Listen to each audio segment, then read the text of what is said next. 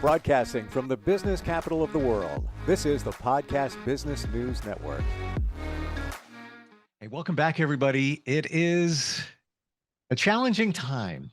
It really is, with everything going on. A lot of people are dealing with anxiety, depression as we get out of COVID, and just life sometimes isn't the easiest. And for that, sometimes you need some help moving life along, whether it's professionally or personally.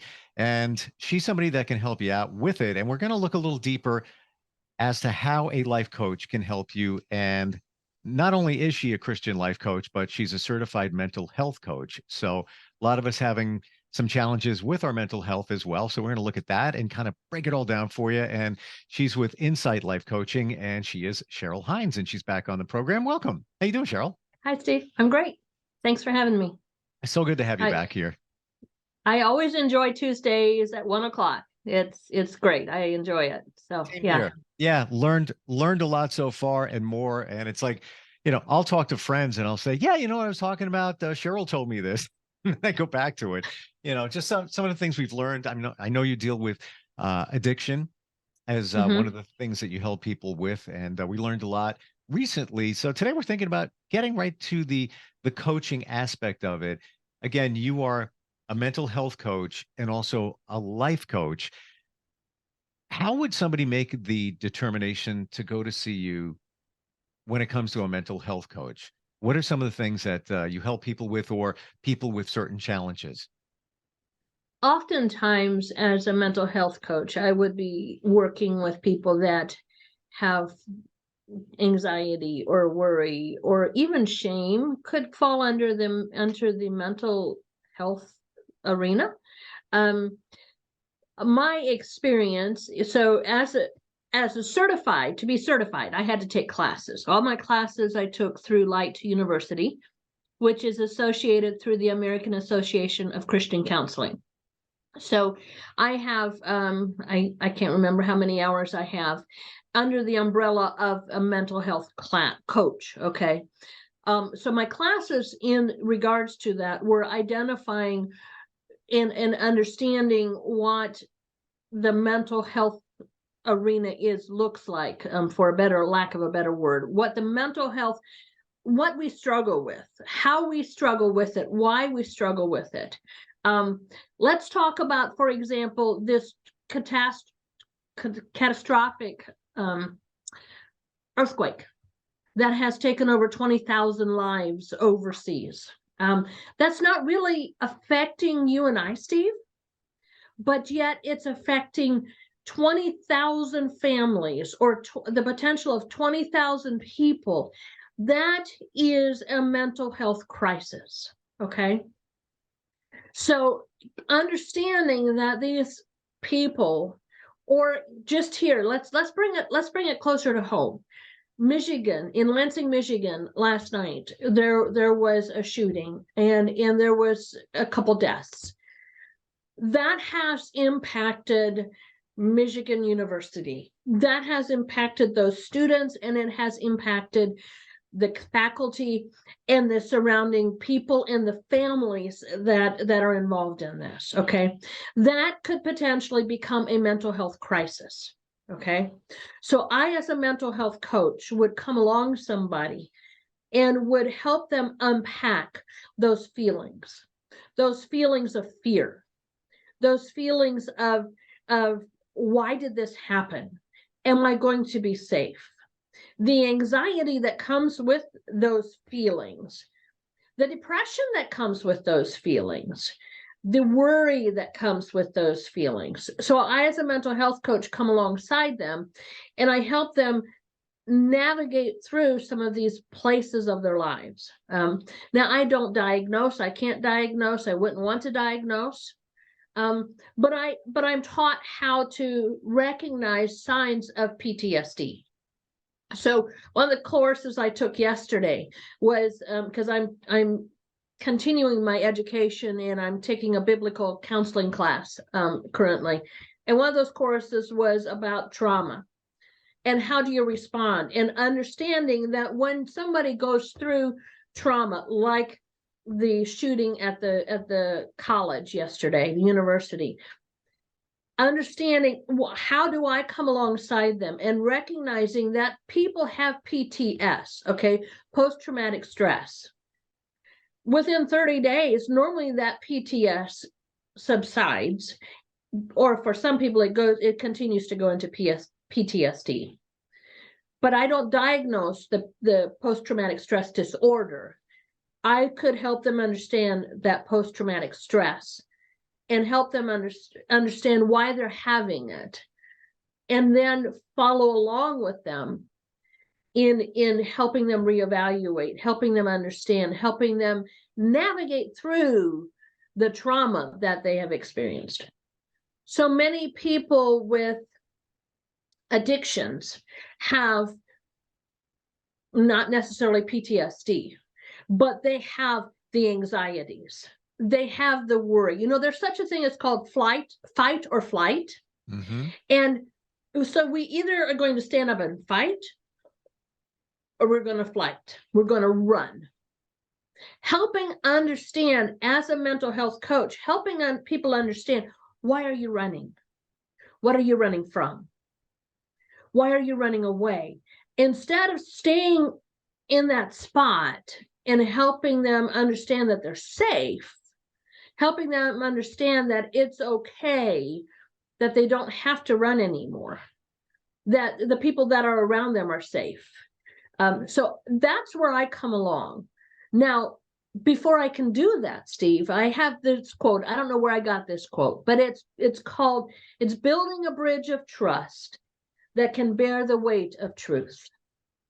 So I come alongside somebody as a coach, and I'm building a bridge of trust. So visualize with me a bridge.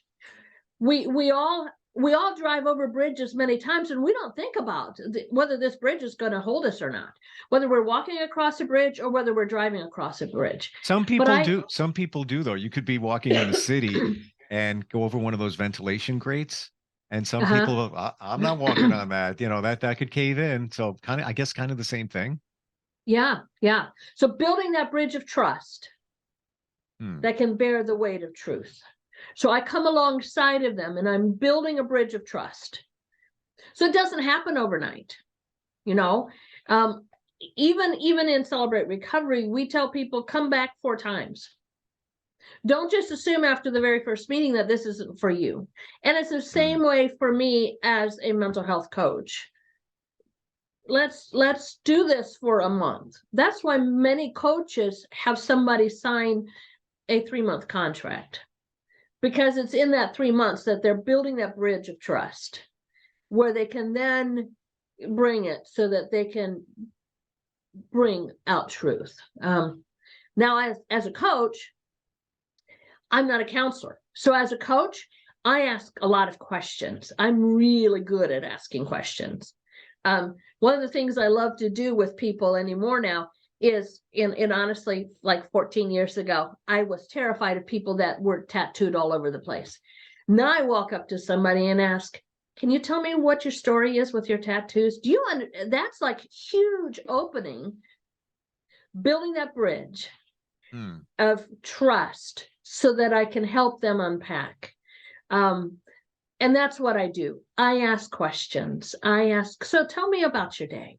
So tell me about what happened. You know, I just coached somebody this morning, and one of the things that came out was, and I think a lot of us are in this way, when we have certain expectations and we have certain, our day is set to be go a certain way, and then all of a sudden it's turned upside down. And how do we handle that? How do we handle that stress? So I was talking to her about this and asking her questions. Well, she came up with her own solutions and how to best handle that the next time that happens. But it wasn't because I gave her the ideas. It's because I asked her questions, and I helped her figure out how to unpack so she comes to her own conclusion. So that's a little bit different where I come alongside in the realm of mental health coaching. How about this? Because it's so prevalent now, but depression. How do you help somebody navigate through that? Is that something that you can work with them on? Yes. Now, again, I can't diagnose whether they have Sure. depression. Okay. But my understanding is so many times, even anxiety and depression are stemmed from something that has happened in the past. Okay. You remember those roots that we've talked about so many different times? Mm-hmm. That depression can come from rejection, abandonment, Mm. worry, feelings of failure, not meeting up to somebody else's expectations. And eventually that can lead to where there's depression. So I, as a coach, would come alongside and help unpack that. I would also help them understand that depression's not wrong. It's just what it is. Okay. Sometimes we get into such a bad place that we don't know how to move forward. So I, as a coach, would say, okay, so for today, what's one thing you would like to accomplish? I'd like to get my bed made today. Okay. So how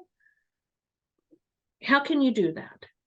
When's the best time for you to make your bed? And is it right when you get up? Is it after lunch? When's the best time for you to make that bed? Helping them understand. I mean, this might sound so trivial, but helping them understand that making that bed is that next right thing to do. And if that's what's going to help them feel a little bit better, helping them realize that, okay, if you don't do anything else today, making your bed is going to help you feel better. And then tomorrow, well, oh, that felt so good. So tomorrow I think I'll get up and I'll make my bed right away. And tomorrow I might see if I can get my dishes done. So helping them unpack all of it, unpack why they're depressed. Again, I'm not a counselor, but I can ask questions. And it's in those questions. And so oftentimes when they give me an answer, it's like, oh, okay, so you're depressed because this has happened. Let's talk about that. What about that situation has caused you to be here? Unpacking that story to get to the root cause of what that story was.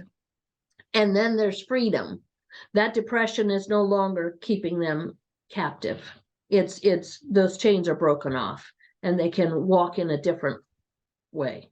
I just had that visual too of chains. Like they came off because they realize what's been holding those chains on, be it a past trauma, past situation.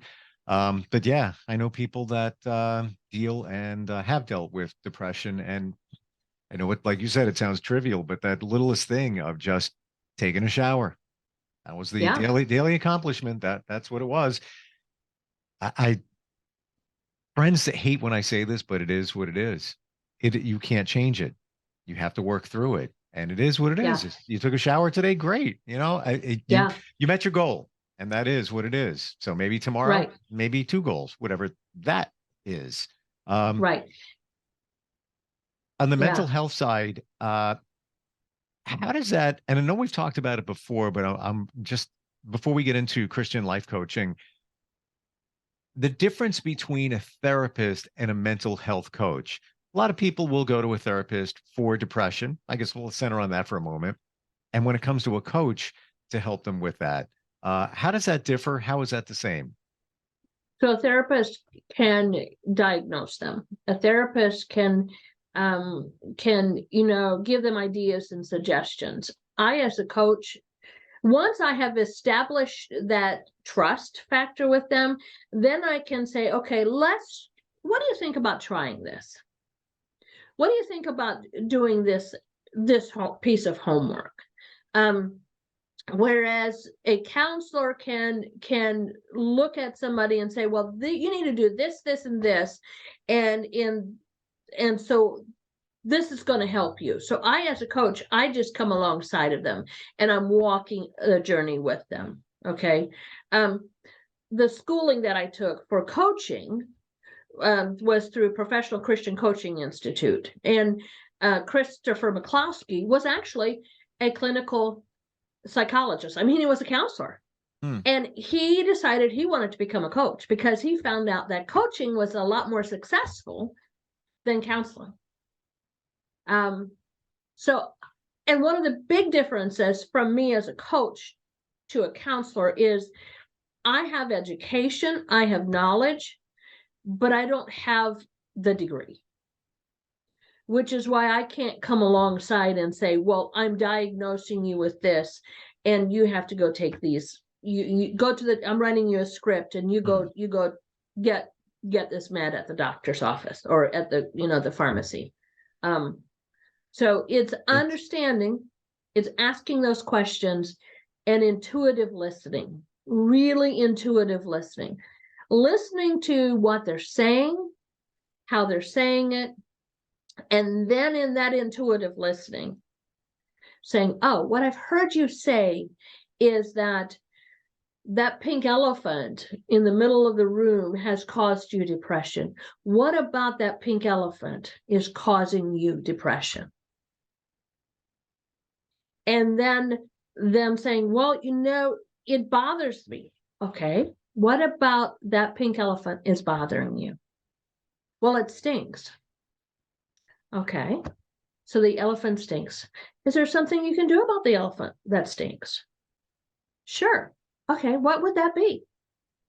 And then, I could remove it. Okay, how would you go about removing that elephant from your room? So it's in those questions. I'm not really leading them, but it's in those questions, in that intuitive listening, that I can help them understand why they are where they're at and help them unpack a little bit more. And the more experience that you have as a coach, the better you get at it. I think it's like that with anything, but it almost sounds as if you help them question it. They're doing all the work. You're just guiding them. Right. In terms of even those questions, you're presenting it in a different way so they can question it. It's not like you're saying, oh, wait a minute, you should do this and you should do that. And don't you see this? And don't you see that? It's more of you phrase it or position it in a certain way to make them think about it and think about the answer and the alternative to what they're dealing with. And I got to believe many times if somebody's dealing with depression, they already know they have it. They've probably been diagnosed. Maybe they're not happy with the therapist or the psychiatrist. And God bless you all if you can find a psychiatrist that's available more than a couple of times out of the week or a month. Right. It's in these parts very, very challenging right now. So let's look at Christian life coaching. So that's a totally different thing here, maybe somewhat related, but when you work with somebody on that capacity, you're holding them accountable for a lot of things in terms of their goals and where they want to reach, but you put a Christian spin on it? I do. Again, now, if I would have somebody that isn't a Christian and that doesn't have the same faith that I do, then my spin would be a little bit different. Sure. But currently, all of the clients that I have, like I have an Amish lady, okay, that I'm coaching. So one of the things that I know about the Amish community is that their faith is really strong in God. So I can approach with her. My approach with her is this. I have a packet that I've put together that talks about in the scripture that talks about who God says we are. Okay. And it's all scripturally based. So I have this packet that I put together and I present it to her. And part of her homework assignment is there's a 28-day that she has to write down scripture. It's all written out for her, but she writes out the scriptures on little index cards. And it talks about who God says she is. And it's in that realm that we start coaching. Okay. It's in that realm. So her struggles are real. Her struggles are they're her own struggles. They're very unique to her and they're real. But I always bring it back to, let's look at what God says about this. Now, I believe that God is omnipotent. I believe that God is powerful. I believe that God is a God of healing. But I also believe that we are human beings. And in that human being, we then struggle with those feelings of mental health. Okay. So I, for her specifically, I listen to her struggle with some of those feelings, some of that doubt, some of that worry, some of that anxiety, some of that depression. So I, as a Christian life coach, then can approach it in a different way than I would just as a mental health coach. I would approach it with her in the realms of saying, well, let's look at what God says about who you are.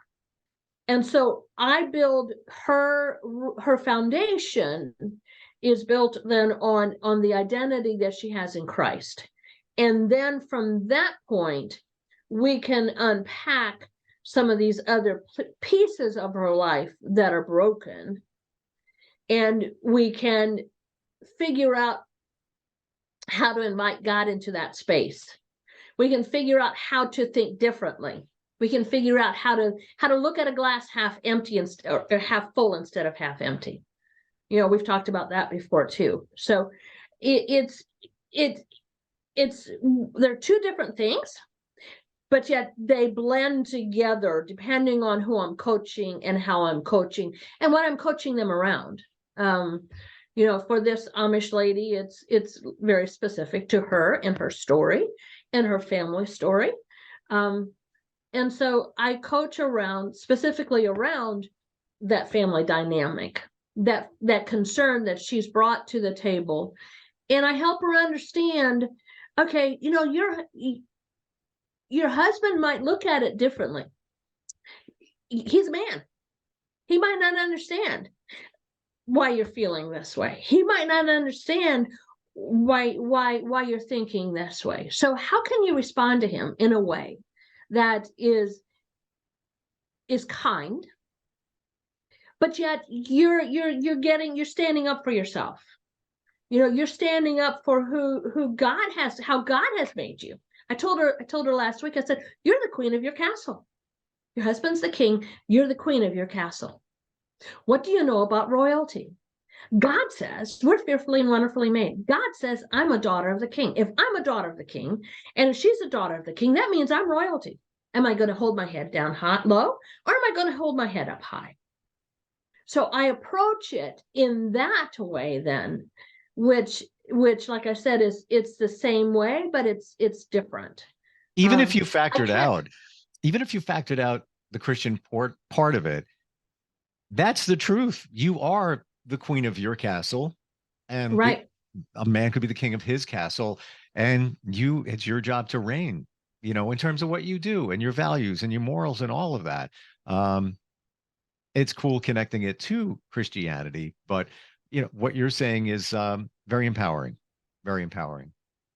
Yeah. So that's my approach as a Christian life coach. Again, if somebody doesn't have the same faith as I do, then I couldn't, unless they gave me permission to talk to them about my faith and why I believe what I believe, then I wouldn't approach it with the packet of, of the I ams of who God says I am. I would approach it in a different manner. But really it's the same thing, but they're very distinct, because the mental health portion of it is possibly working with somebody that has had trauma. It's possibly working with somebody that has had that PTSD or that depression, as we had talked about earlier. As a Christian life coach, they might have some of those same things, but we're not going to necessarily focus as much on the mental health piece as we are the whole piece. Gotcha. Okay. And the whole piece could be whatever their goals are. Let's say moving their life forward, getting a new job, excelling in their career, improving in that area. So yeah, that does come clear, where if you could be dealing with the same thing. You could have had a, PTS, you have a trauma from the past. And depending on how you want to frame it in terms of a coach, I guess it's up to the individual if they want to go, deeper into what got them there in terms of the trauma or not. I see a lot of similarities in the two. Yeah. Yeah. They're very similar to each other, but yet they're two distinct. Yeah, Because not every life coach is a certified mental health coach. exactly. Yeah. And not Okay. everybody wants to dig deep into past trauma. They may have, God willing, they've recognized it, and it definitely holds them back.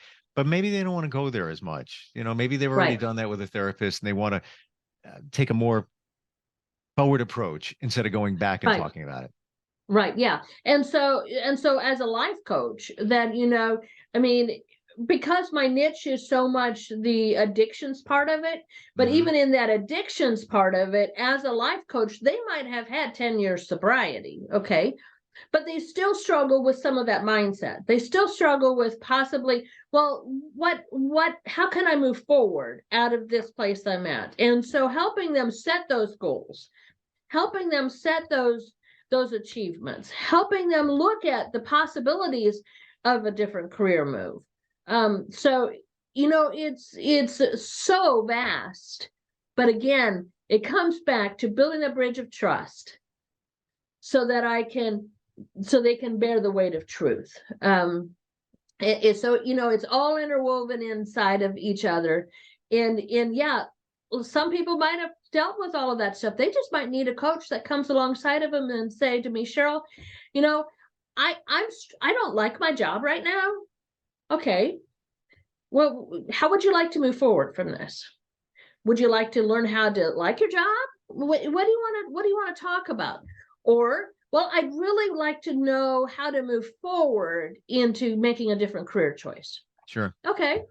What are your dreams? What are your aspirations? What are you good at? What is your niche? What is it that you're passionate about? Oh, well, I'm passionate about doing Word document. Okay. So, and I've excelled at that, and I've taken all these classes. Okay. So what are, and then helping ask questions and helping them look at the possibilities of a new career and how that would look. And, I just heard a quote on Sunday that said, and you'll find this interesting, that the age of 60 to 70 is when people are the most productive.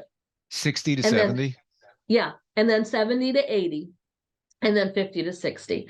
I fall right into that 50, 60 mark.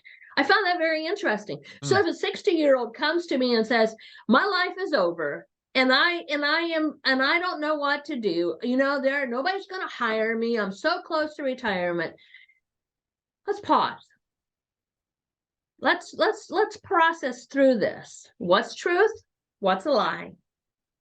And let's look to see what's available.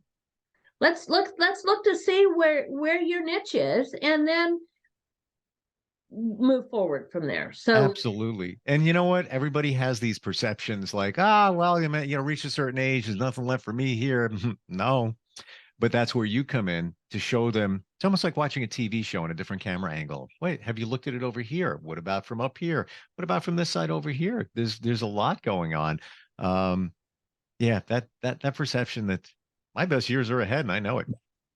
right, not being right, cocky, but even if you believe in astrology, I've heard that too. That the best is yet to come. And I guess as a Christian life coach, I know that you believe that through God, that your best right. life is ahead. Yeah. Give your website. Somebody wants to reach back to you and ask some questions, or even decide whether it's a mental health coach or a life coach is best for them. So it's insightlifecoaching.coachsolutions.cc. Insightlifecoaching.coachsolutions.cc. Yeah, I love your insight, and glad we went down this road today. And I love that quote. And when we talk about that bridge holding the weight of your truth, it's all of us. I would imagine it's living your truth. You have to face up to it, whatever it is. Sometimes a little heavy. Sometimes you need a strong bridge for that, but that's the only way you can cross the bridge from that point. Cheryl, great talking with you today. Good topic. Likewise, Steve. Thank you. By the way, happy Valentine's Day. Thank you. You too. Yeah, we'll talk soon. Thanks a lot. Are you looking for even more of the podcasts and hosts that you love? The Podcast Business News Network is proud to announce that you can now listen live on the MyTuner Radio and online Radio Box apps for iOS, Android, and the Amazon App Store. Or check us out online. Search for Business News Network on mytuner-radio.com or search Podcast Business News Network on onlineradiobox.com/US so you don't miss a minute of the action.